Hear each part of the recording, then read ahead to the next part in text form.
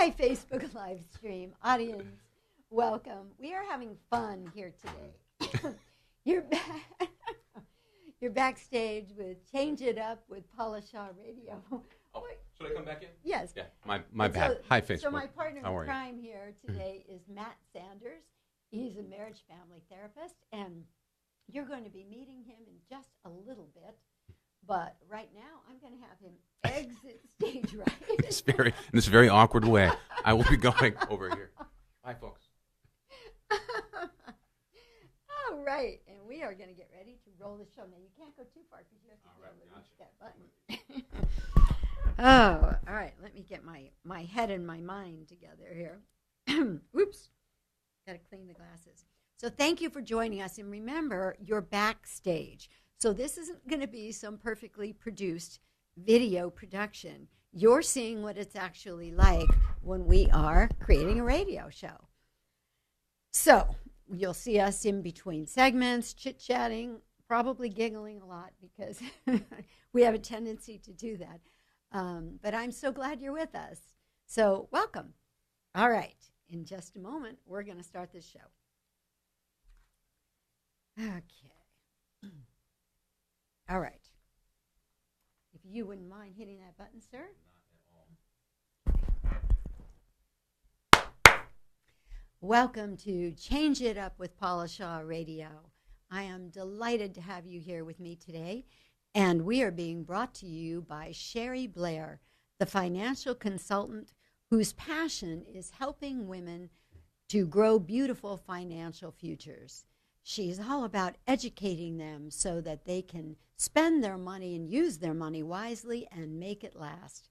Sherry is reachable at 619-997-0416 or at sherryblair.com, spelled CHERIBLAIR.com. So, welcome to Change It Up Radio. I'm Paula Shaw. As most of you know, I'm an author, a speaker, and a life transitions expert. My work is all about guiding men and women through change and the challenges that it creates. So if you want to learn more about that, how I do that, and who I work with, you can get that information at paulashaw.com. The reason I created this show is because change is a part of life that is never going away. And we have this kind of love-hate relationship with it. You know, we need it or we'll get bored to death, but we hate the discomfort of it. And my hope with this show is that I can bring you some amazing beings so we can spotlight the groundbreaking innovators who are creating change and bring you the stories and information that help you understand it so that you can become more comfortable with it and embrace it rather than resisting it, because that never seems to go well. Because like I said, it's happening whether we want it or not. So I always like to say, get out of your rut and change it up. It's always easier that way. So yesterday we did a show about male sexuality. Today we are going to be talking about male-female relationships. Mayhem or mystery. I am really excited about this show because in just a little while you're going to be meeting my guest, Matt Sanders, who is a therapist who works with people who are dealing with family relationships, male-female relationships, and even addictions that affect families and relationships. So I'll be telling you a whole lot more about Matt very shortly.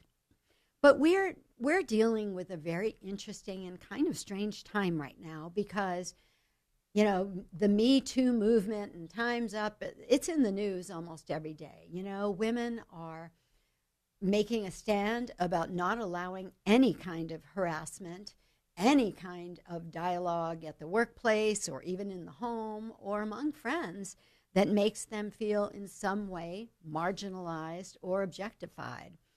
I think women are starting to really come to a deep integration of realizing that they have brains and they want to be respected for those brains. They want opportunities to come because of their brains and what they can contribute. And there's sort of another little piece there that's tricky, which is how do you stay feminine and still be able to use your brain and accept those bigger jobs or those bigger responsibilities, because you do have a meaningful contribution to make. So it's a juggling act in many ways these days, you know. Women want to be respected, and they don't want to be objectified, and yet they also are women. And you know, we're hardwired to attach to men or to male-female energies, you know, depending on who the beings are. We tend to work best when there's masculine energy and there's feminine energy in the relationship. But we don't think like they do, and they don't think like we do. So it's always just a little bit tricky.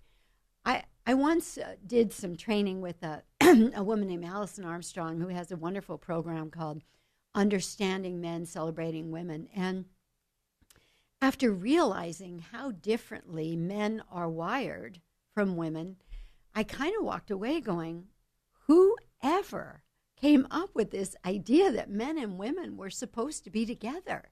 It's like, we're just not alike at all. Most of them don't like to shop. They are not into details. This is one of the things, I'll bet a lot of women out there can relate to this. I can remember a time my husband came home and told me that our best friends were getting a divorce. And I said, why? And he said, I don't know. And I said, well, what are the problems? What's happening in the relationship? He said, I don't know. I said, what do you mean you don't know? Didn't you ask? And he's like, no. I said, why didn't you ask? He said, I didn't care. They're getting a divorce. And that right there, ladies, I know so many of you can relate. Like, men don't need all the details we need. And yet, you know, we are trying to figure out how to communicate with them. And they, by the way, are trying to figure out how to communicate with us. I mean, I have male clients tell me all the time, she just keeps saying it over and over and over again. I heard it the first time.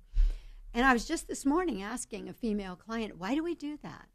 You know, why do you think we keep repeating what we already told them, sort of like they didn't hear it? Or if they don't do something about it, we're assuming that they didn't get it. So maybe the next time we say it, they're going to hear it differently. I don't know. It doesn't usually seem to work. And I have a feeling that in the process of doing that, we're creating a relationship with our men that becomes more adversarial because we're not being their friends. We're not creating fun and connection together in those relationships. So my guest today is going to teach us a lot from the masculine side and what he's seen of the feminine side, though don't worry, ladies, I'm going to be there bringing on the feminine side.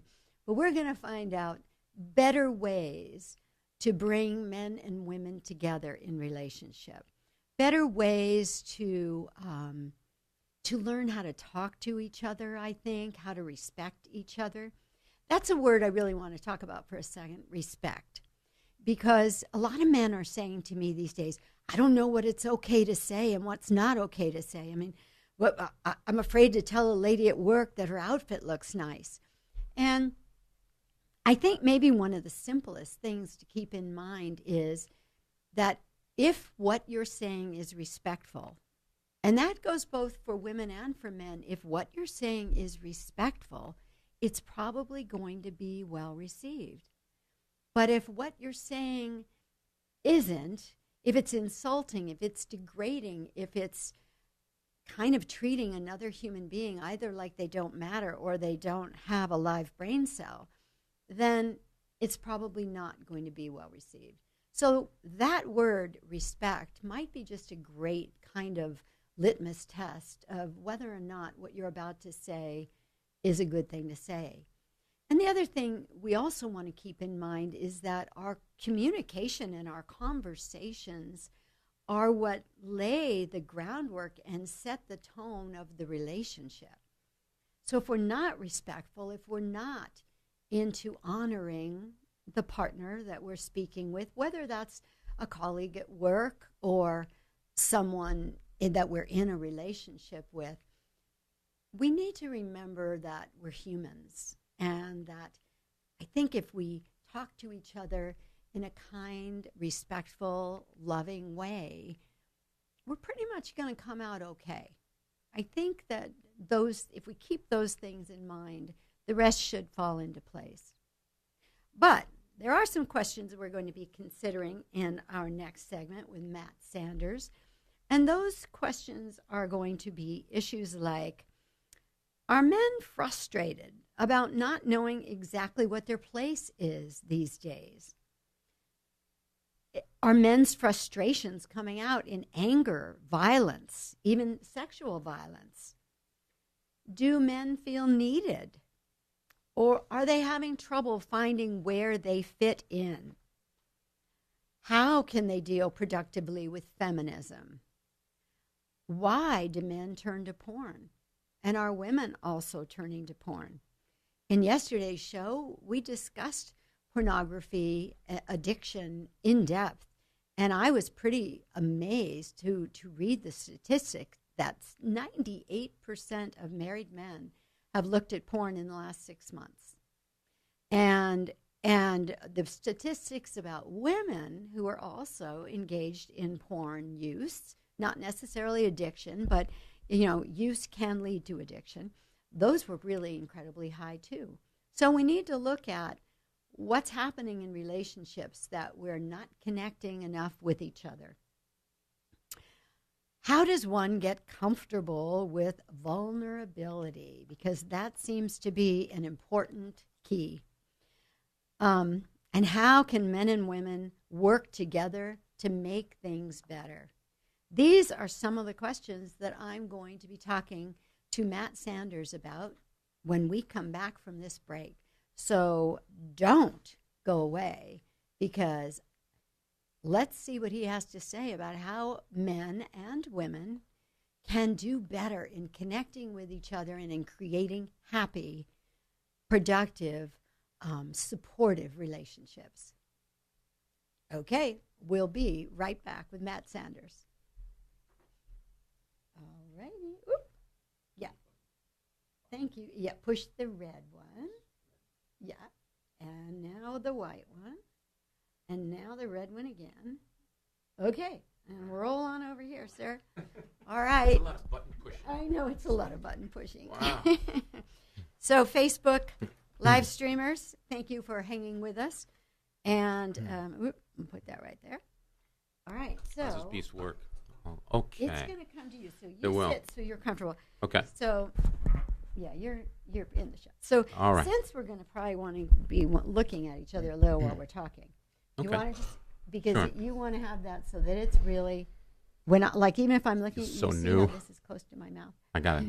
So that's okay. Yeah. All right. I think you're good. You have a good radio voice. I'll try to project. How about that? I think you're going to be just fine. Oh, good. That's very comforting. I think you covered all the material. I don't think we have to say another word about it. Perfectly honest. Yeah, but you got to come up with answers. Oh, right. You got some splaining to do. Woo. No pressure there. All right. Okay. If we are ready, wait a minute. Okay. How are we looking? We're looking good. You want to hit the green button? All right. Are we in? We're in. Okay. Welcome back to Change It Up with Paula Shaw, brought to you by Sherry Blair, the financial consultant who helps women to grow beautiful financial futures. Sherry can be reached at 619-997-0416 or at sherryblair.com, spelled CHERIBLAIR.com. All right. As promised, in this segment, we are going to be talking about male-female relationships, mayhem or mystery, or maybe even successful, amazing thing. once we get advice from Matt Sanders. Who came up with that title? Oh my gosh. Well, I'm hoping you're going to tell me what the answers are. Okay, got it. So let me tell you who is here in studio with me today. Matt Sanders, who is in an MS in psychology and interdisciplinary social sciences, and also in family studies and human development. He's a therapist, trainer, and consultant for over 25 years who focuses on trauma resilience, couples intimacy, and family relationships. His counseling fosters healthy relationship development, stronger family dynamics, deeper couple intimacy by infusing awareness, defusing drama, and replacing trauma patterns with insights and emotional skills. Sounds like everybody I know needs. His interdisciplinary approach combines evolutionary psychology, behavioral genetics, and dialectical behavioral skill development to impact sessions. He's a father, a partner, an athlete, writer, and musician, and an actually really funny man. So I, with no further ado, want to introduce you to Matt Sanders. Thank you, Paula Shaw. Thanks for having me. Welcome. You are so welcome for being here. So we were talking about all that male-female stuff, some of which seems to be kind of confusion on the part of men these days. And I actually think women are equally confused about how to deal with men. I think, women feel like, well, for example, let me open with this question that right. Every woman I know I'll brace myself. will beg me to ask. Okay, here's something I swear every woman I know has experienced, including myself, and nobody really understands exactly how it happens. So you meet a man, and he seems to be into you, and he actually pursues you. He texts you, he calls you, he takes you on dates. And just as you think, wow, this could be the one, something really cool seems to be developing here, you get the phone call that says, I think I need some space. I'm just not really ready for a commitment. I'm just not really ready for a relationship. What is that about? Why the big pursuit if you're not ready? That's an interesting question, but I think also it's important to kind of understand not just how men are kind of driven biologically, which is in pursuit, to risk take a little bit more. I think we're set up that way, right? In a lot of ways. Then there's the training we get, the on-the-job training of being a man, being masculine. Whether that's the training we get from our peers, adult males, the locker room, wherever the school bus, wherever we're told and taught to be masculine, we can find this pursuit model. Pursuit, in a way, for men is like a deeper sense of grit. Okay, so it's like enacting a fearlessness or a perseverance. Really kind of stepping into what's masculine, which is to take charge or take control. And so all this whole model that we've sat in for years, definitely it penetrates, definitely it permeates us. And so what we might do is get over our heads. What we often do is get over our heads. That's what we're taught. Get over your head, learn on the job. Unfortunately, when it comes to intimacy, when we do that, we often find that how we're over our head is that we're not very good at the intimate stuff. We're good at the pursuit stuff. Right. But we fall a little short about what that means. The prize is the person's attention and affection. What we've got to learn, I think, in the masculine is that the prize is the ability to become vulnerable enough to express yourself and be deeply intimate, to take that risk. That's a whole other leap. It is a whole other leap and almost a whole other genre because, and stop me if I'm wrong because I'm not a guy, but that first pursuit thing, isn't that usually sexually motivated? Yeah, I'd be lying if it didn't have, if desire wasn't a big part of that in us. And again, not to make all men out to be, into sexual conquest. I think really what it is acceptance. Okay, say more about that.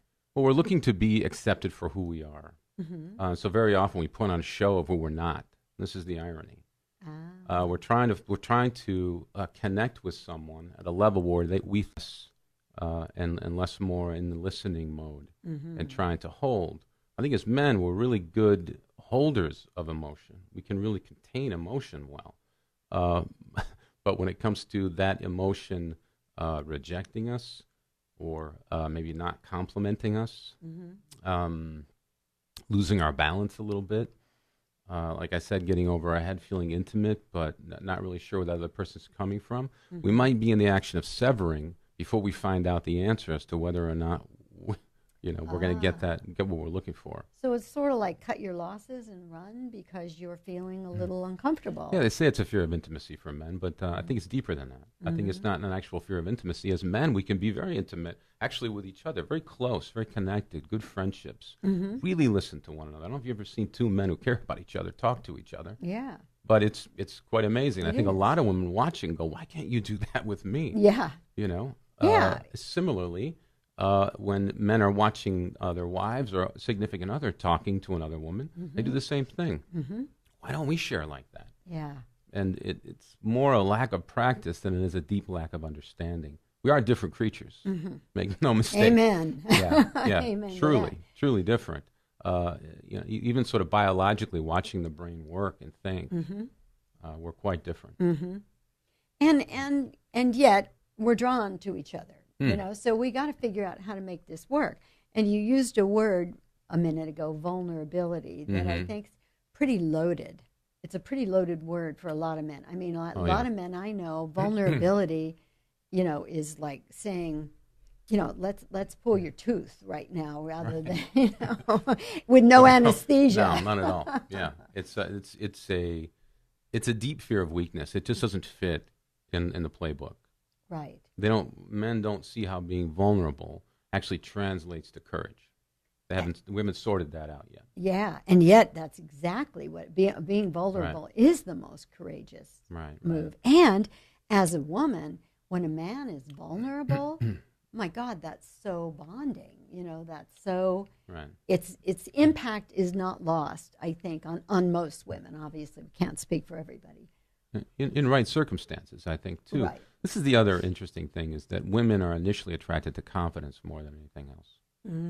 That's true. Confidence feels like intelligence. It feels like power. Feels like kind of self-assuredness. Yes. And it's difficult in initial meetings to translate between. I don't know what you're feeling exactly. I want to know. I want to understand. I miss us.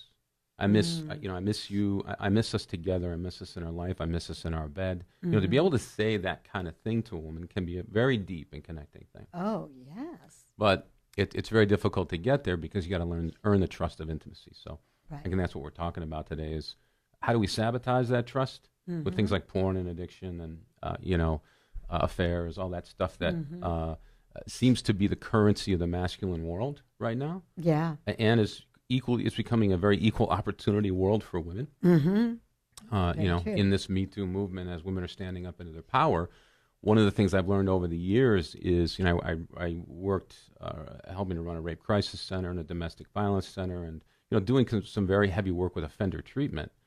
And one of the things that I really that was sort of profoundly interesting to me is that we really, really stumble in the realm of using virtue to inoculate us from these more deviant places. We're always searching for a more deviant place to experience life in a bigger way. That's an interesting statement. The big hammers of pleasure in the brain. We really run hard for them. Wow. Yeah. Well, I think that's exactly where we should pick up when we come back from this break. We're always searching for more, say that again, deviant? We're always looking for more deviant and risky places because those are the big hammers of pleasure in the brain. Ah, wow. Well, we'll talk about that in just a moment when we come back from this break. We'll be right back. All right. What am I pressing? And you're not pressing the right button, that's for sure. Go white and then go red. Don't go green yet. Go green. And we'll go green as soon as we're ready. Okay, so let's just go right back to that statement. That's huge.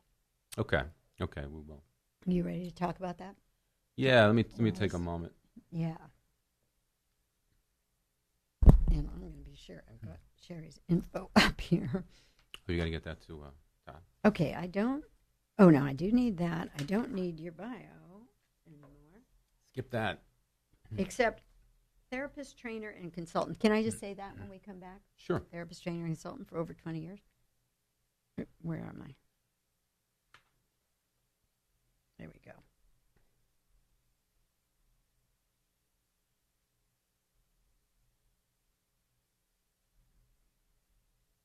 Okay. We're always searching for more deviant places to, what was the remainder of that sentence? And we're always looking for deviant and risk-taking places because the pleasure is the big hammer. Okay. That's what we're looking for. All right.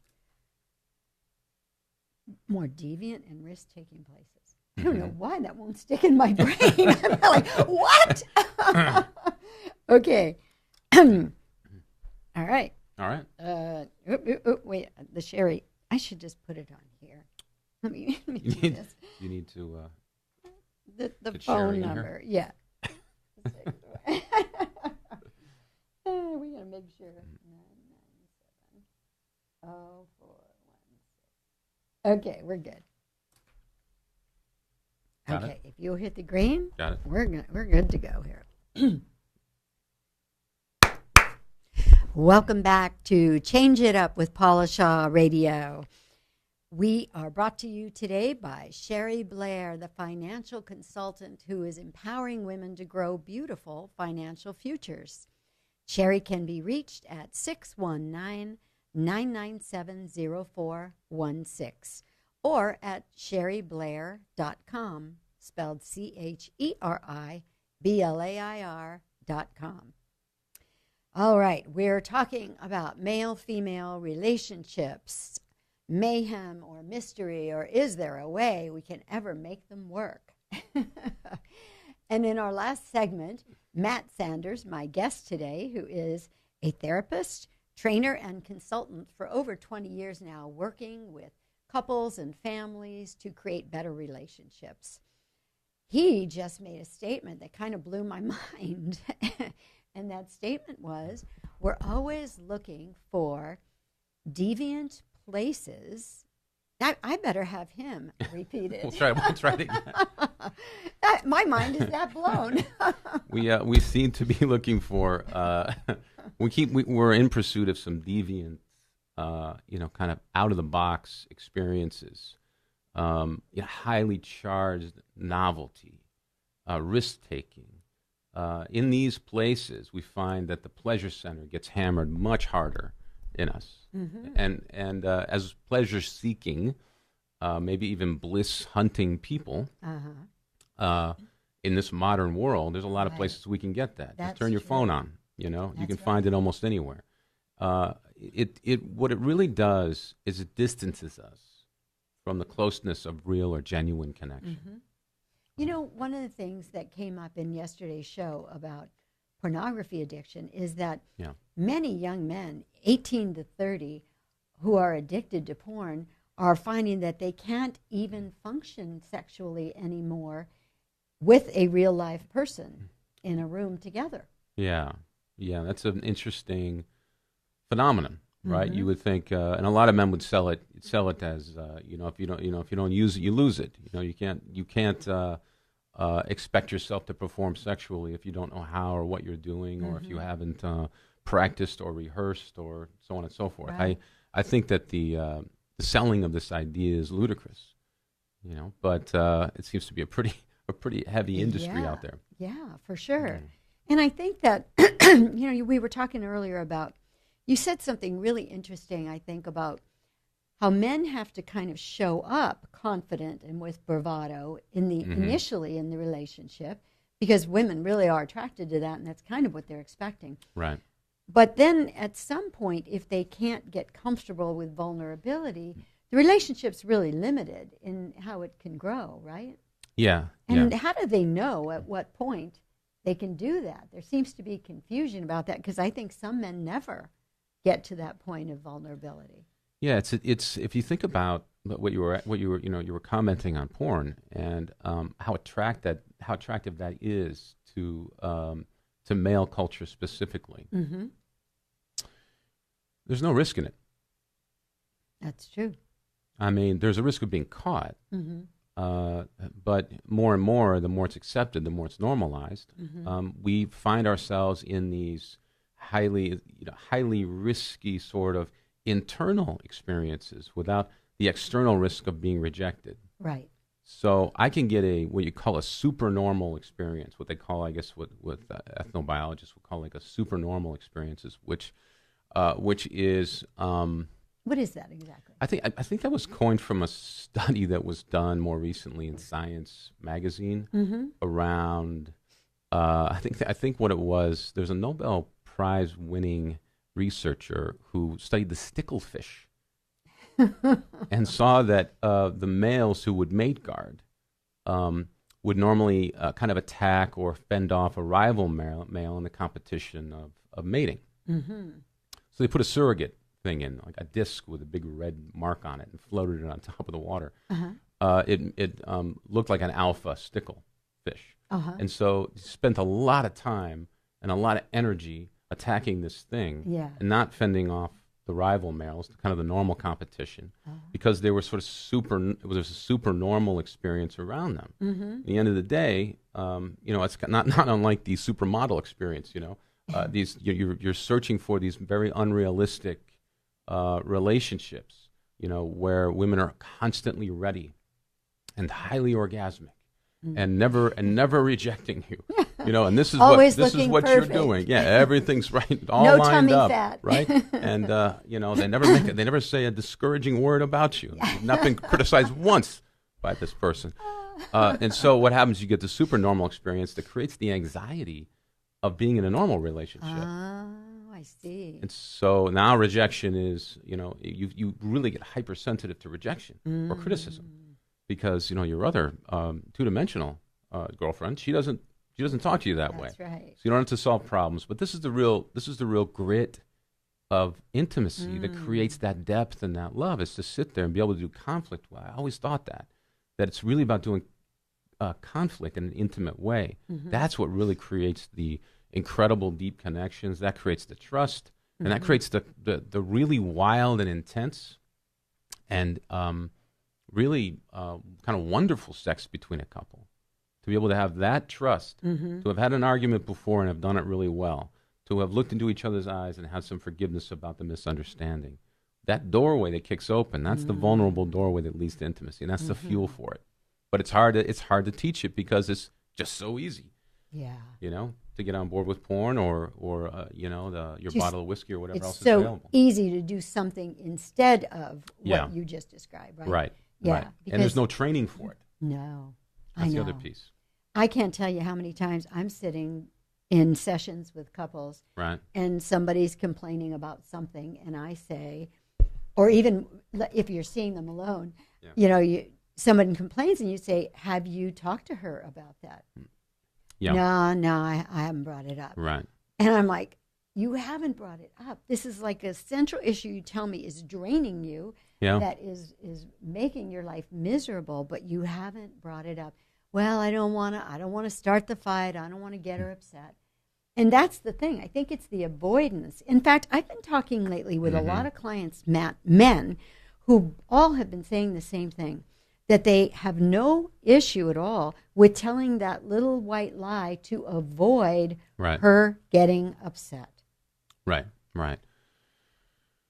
This is interesting territory. There was a guy, Stan Tatkin. I want to turn anybody who's listening on to this guy. Stan Tatkin does research on attachment. Mm-hmm. And he did this little TED Talk. Tatkin is Tatkin. Why relationships are so hard. Uh-huh. Oh, Yeah, that's it's really good. It's really good. What he really is talking about is that we have these early attachment styles. The way we attach in very early childhood is kind of what we carry into later intimate relationships. And can you explain what an attachment style is for our listeners? Yeah, sometimes like if we were all to be standing in a room and watching mothers interact with their children, and we asked mom to leave the room, we would kind of watch how the child would react. Some children will distract themselves. Mm-hmm. Some will kind of look up anxiously around the room and call out for their mom. Some will wait for mom to come back and ignore her. Some will fiercely get on all fours and growl. I mean, we all have a different sort of set point around how we attach to intimacy or closeness, right? Mm-hmm. So these are the kind of natural biological processes. And all kids kind of attach a little bit different according to temperament, which we kind of come into the world with, right? Right. So if you carry that out into adulthood and you watch couples communicate, she might say to him, what are you thinking about? And he might say, nothing. And she'd say, in her head, that's impossible. No one thinks about nothing. What are you? I wonder what he's hiding and I wonder what is going on. So the anxiety, someone might feel gets really amped by an avoidant personality. Meanwhile, he's trying to avoid conflict, which is increasing her anxiety, right, which is creating higher levels of conflict. And all this is happening kind of in concert with the two differences between men and women. Interesting. Right. So we've got attachment style laid over the differences, the biological differences of men and women. So one's attachment style is avoidant, the other's is maybe a little more anxious. Maybe needs information. Anxiety, loosely described, is borrowing trouble from the future. So if you think about anxiety as that. Great definition. So it's the unknown stuff that gets us, right? So for all of us, we're all probably walking around right now with anxiety disorders because we can't find our phone. Where's my phone? I don't know. I don't know the answer to this question. Where is the Google? So we get a little freaked out. All of us do, I think.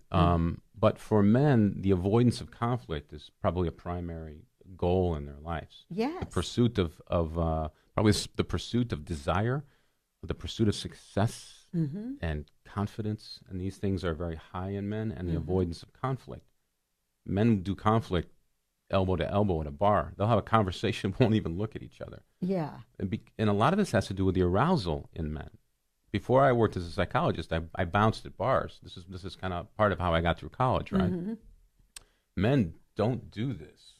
They don't do this part where they look directly in each other's eyes because it's a very confrontive thing. There's kind of a head bobbing and a sidestepping, and if they really care about the relationship, they're very careful in it. So it's a very interesting dynamic, and yet we're asked to look directly into our partner's eyes and understand them, feel what they're feeling. It's overwhelming. Most men feel flooded with emotion when they try to do that. Oh, that's huge. That's really a huge insight, especially because not only are you supposed to look at your partner and listen to what your partner is saying, now your partner expects you to go inside and access your deep, scary truth and express that. Right. Yeah, and we'll talk about that in just a minute when we come back, because that's the danger zone, I have a feeling. The danger zone.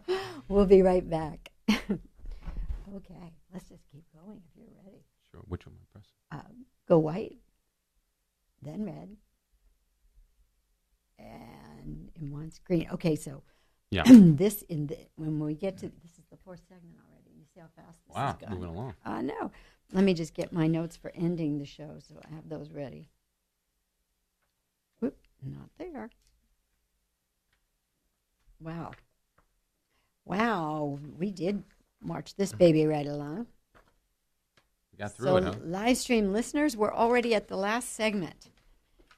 Hope you've learned as much as I have. I better shut up. Not talk now. A little bit. Please, no. Okay. Okay. All right, so let me go back to where we left off. Where were we? Talking about. Where were we, live streamers? Somebody call in and tell us where we were. The danger zone. The danger zone. The danger zone. Which is kind of this place where we're trying to avoid conflict. That person needs more information. Yes. Right. All right. Okay, we're good. All right. Can you hit the green button, I got the green Lisa? button. One more time. Right. One more. Welcome back to Change It Up with Paula Shaw Radio. We are so delighted to have you here today. We are talking about men and women and relationships and vulnerability and danger zones with Matt Sanders, therapist, consultant, and trainer for over 20 years. A man who's done a lot of work with relationships, with couples, in developing vulnerability and better relationships. So in the last segment, he just said something very intriguing, that for communication to really be good in a relationship, what really has to happen is somebody has to look the other person in the eye and say what they feel and listen to what the other person is saying, try to feel into that and respond with honesty from their depths. Correct, Matt? Is that what we're saying? You make it sound so easy, Paul. You ever tried that? I know. I'm a little trepidatious as I say it. That's the thing. And we were talking a little bit about men and women and their differences biologically, and kind of how we're driven, what we're seeking, what attracts us, kind of how we might define love, how we might even define intimacy. But when we look at it, there's also on top of it an attachment style we had as a kid that got nurtured along the way. Right? We had a nature to be a certain way, and then it got nurtured along the way. And so if, let's just suppose my female counterpart is a bit anxious, and that anxiety is sort of a lack of information. The more information she has, the more calm she feels. Right. But for me, I'm trying to avoid conflict. The less conflict I have, the more calm I am. And now you put those two people in a room where we're trying to solve the problem. Right. All right, whatever it is, money, kids, sex, whatever the problem, trying to solve it is going to take kind of both people's strength. So if I'm hearing this correctly, and I can see it in my office, this has happened so many times. The woman keeps asking questions because she needs to gather information to feel comfortable, and he doesn't really want to deal with it because he's avoidant and she's anxious. Then what? What do we do? Well, I'll show you. What you said was that in the office, you often run into this, that he's trying to avoid her asking a lot of questions. Right. Okay. And so now you feel understood because I listened. And that's part of what, as men, it's part of what we're good at. Part of what we're really good at is in a scenario, what you would call kind of a heuristic or a shortcut in the way we do communication.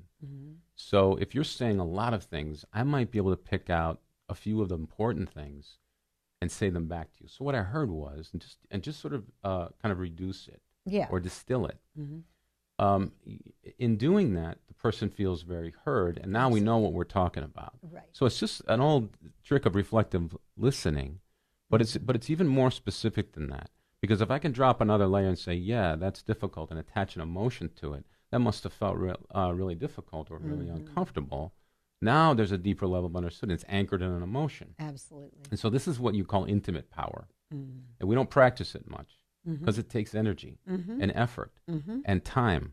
Loosely, energy, effort, and time is the definition of love. Oh, I love that. That's true. And so we don't often do it. Yeah. We'd rather roll our eyes, which is a universal sign of contempt, and then say you're doing it again. You're making a big deal out of nothing. You're over dramatizing. You're always asking questions. Just give me a moment, the same old please. question. Yeah, why can't. And the reality is, you take those 2 minutes of reflective listening and kind of deep emotional anchoring, and you'll find that problem goes away a lot quicker and doesn't show up again. And the problem being probably something very valid, because women are really good at the scatter plot. They collect detail all around. This is ancient. This is a skill set for women, looking at emotion, looking at other signs. I mean, women track really well in conversation. We don't.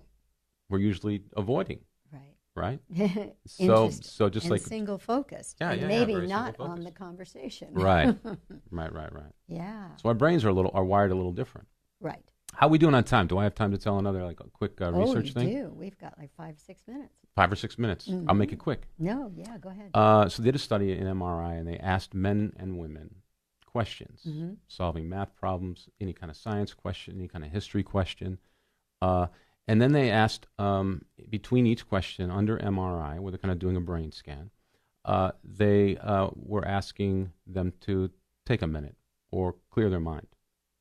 And so what happened was, what they learned was when they went back and looked at the data, when that question was asked, it broke down in gender. Where they were looking for gender differences in these other ways, what broke down in gender was this notion of clearing your mind. When you ask a man to clear his mind, it goes dead blue. There's Which a little, means just a little red flicker in the foothills. You know, it's like, what is that? A campfire? What is going on? What's going on out there? You know, and then, but for women, it lights up like a Christmas tree. So when you say clear your mind. When you say clear your mind, Wow. yeah. So there's this massive difference in the way that we sort of handle this downtime in our minds. You know, we're busy. Yeah, you're busy with solving our downtime, problems. You're and busy. you're actually checking out. And we're checking out for a minute. Wow. You know, and so this is the actual biological difference in the male-female mind. And so this is something to overcome in a way, and to train men to get a little more clarity in terms of how they're listening, to be able to push back in their way by reflective listening, anchoring it in an emotional place with, I understand that, I had an experience like that at one time, this kind of thing. Now the problem becomes the solution. Yeah. Because we just feel understood, we feel connected, and even if we don't have a solve, we're together. Speaking of the solve, I find this is often an issue in male-female communication because women need to process through words. You know, they like to just dump and go into all the detail and all that. And I know men hate to hear that, but men... Not necessarily. We just don't know how to hear it. That's right. But men are very solution-oriented. So oftentimes, men will either say something like, okay, cut to the chase. I know what you should do. Right? Or, okay, yeah, you don't need to tell me all that. But they go to solution, but they're missing the truth that the solution for her is coming in the speaking about it, in the expressing herself. Right. That's a real problem issue. Now, I encourage women to just tell the man ahead of time, you don't have to fix this. I just need to dump. At least give them a clue. And sometimes men go, oh, great. Because otherwise they got a job to do. You know, now I got to come up with an answer for what she's saying. And there may be no answer. Or maybe her answer is really, just let me tell you what happened. So what do you think? How do you suggest to men they handle that situation? Well, because let me tell you, cut to the chase is not a good line. You want me just cut to the chase and give you an answer? I mean, I could. I imagine I could. I've heard him do it right in a session. Look at a woman who's just really emoting and say, cut to the chase. Yeah. Can you get to the end of the story? Yeah, exactly. Well, he's losing track because the information's coming with emotion. Too much. And so he's losing his competence. What he needs to do is say, just a moment. I want to make sure I heard you. Not stop talking, but I just need a minute. So you said this and this and this, and so said that, and that you felt how? You know, just to be able to sit and say, hey, I'm listening. I'm feeding back. This is the skill that the man has to have. Yes, she can say, am I going too fast for you? It's just too much information. Yeah. She can be aware herself, and so that if she really wants a partner in it, she can do that. But you're right. It's coming. The process of releasing it is a dump. You have to imagine that he feels responsible for every detail in some ways, and it's overwhelming because he's trying to pick everything up at once, which is why he cuts to the chase. To relieve his anxiety, his overwhelm. Yeah. Right? I see, because he's putting pressure on himself, right, whether he knows it or not. Right. Because he's going to have to fix this or come up with a solution. He has to show up smart and fix it. Yeah. And if he can't, he feels inadequate. And if he feels inadequate, that's like men falling on a sword. That's like falling on a golf bag full of swords for men. You know? they're just not good at being inadequate. Right. You know, not being enough. It's kind of one of our big wounds. We carry that around. Like and so not being enough can also maybe get a little bit mixed up with vulnerability.